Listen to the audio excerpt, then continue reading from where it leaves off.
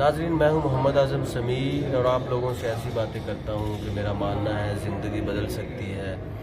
حالات تبدیل ہو سکتے ہیں، سب ممکن ہے اف یو وانٹ۔ ناظرین،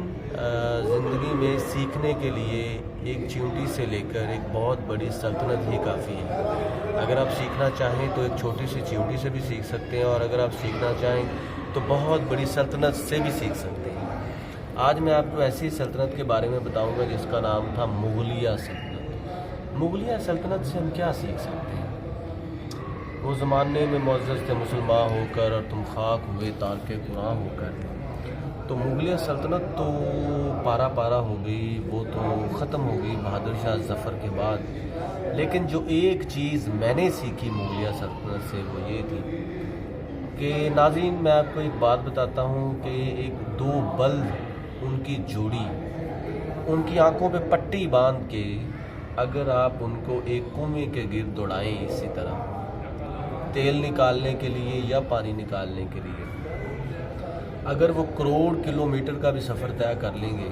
اور جب آپ ان کی آنکھیں کھولیں گے تو وہ اسی مقام پہ ہوں گے۔ اس سے مراد یہ ہے کہ زیادہ کوشش کرنے سے حالات نہیں بدلتے، کہ آپ بہت زیادہ کوشش کریں، کوشش کرنے کے طریقے ڈیفرنٹ ہونے چاہیے۔ یہی حال مغلیہ سلطنت کا ہوا تھا کہ انہوں نے اتنا کچھ حاصل کرنے کے بعد، بہت بڑی بڑی عمارتیں بنانے کے بعد، جس طرح میں نے بتایا کہ بہت کلومیٹر، سینکڑوں کلومیٹر سفر طے کر کے بھی وہیں، اور یہ وہیں کے وہیں اسی لیے رہے کہ جس دور میں یہ عمارتیں بنا رہے تھے اسی دور میں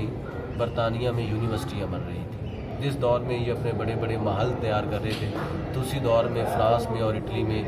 جو اسٹڈی کے سینٹر تھے وہ بہت زیادہ بن رہے تھے اور ریسرچ پہ کام ہو رہا تھا۔ انہوں نے کیا کیا؟ اپنا محور عیاشی بنا لیا۔ اتنا کچھ حاصل کرنے کے باوجود ان بلند کی جوڑی کی طرح انہوں نے اسی عیاشیوں کے گرد چکر لگانا شروع کر دیے، اور سارا مقام ان کا پارا پارا ہو گیا،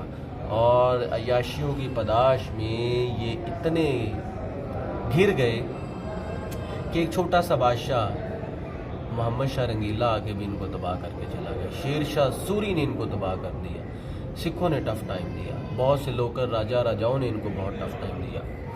اور ایک وقت ایسا آیا کہ 2 گز زمین بھی نہ ملی کوئے یار میں۔ بہادر شاہ ظفر اور اس کے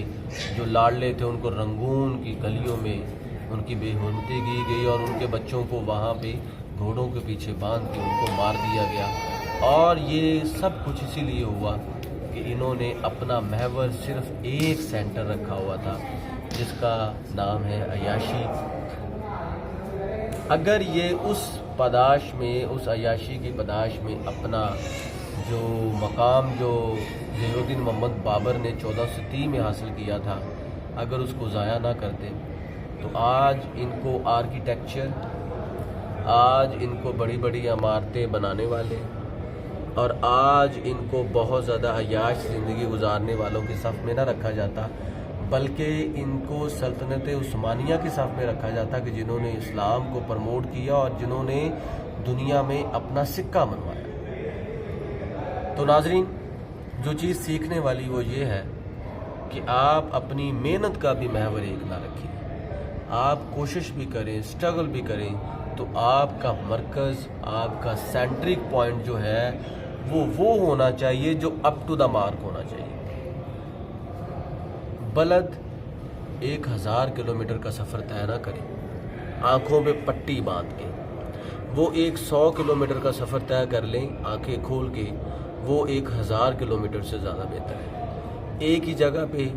محنت کرنا اور پھر کہنا کہ میں کامیاب نہیں ہو رہا،